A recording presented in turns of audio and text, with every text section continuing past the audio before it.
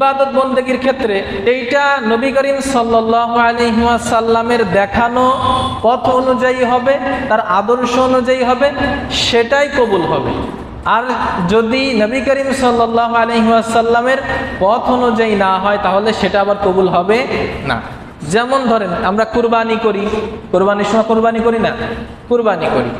কুরবানির দেওয়ার নিয়ম হলো পশু ক্রয় করবে, পশু ক্রয় করে সুন্দর করে শোয়াবে, দড়ি দিয়ে বেঁধে হোক যেভাবেই হোক সুন্দর করে শোয়াবে, শুয়ে আল্লাহু আকবার বিসমিল্লাহি আল্লাহু আকবার বলে গরুর গলায় ছুরি চালাবে। এটা হলো রাসূল করিম সাল্লাল্লাহু আলাইহি ওয়াসাল্লামের দেখানো পদ্ধতি।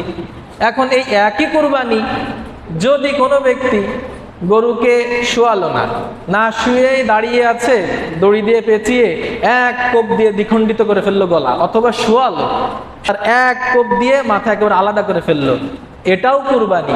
কিন্তু এই কুরবানি কি আল্লাহ তাআলা যেই কুরবানির বিধান দিয়েছেন নবী করিম সাল্লাল্লাহু আলাইহি ওয়াসাল্লামের দেখানো অনুসারে না হওয়ার কারণে কি এটা কি সহি হবে? এটা সহি হবে না। কাজ তো ভালো, কিন্তু ভালো কাজের মধ্যেও যদি নবী করিম সাল্লাল্লাহু আলাইহি ওয়াসাল্লামের সুন্নাত না থাকে, আদর্শ না থাকে, তাহলে সেই ভালো কাজও ভালো কাজ থাকবে না।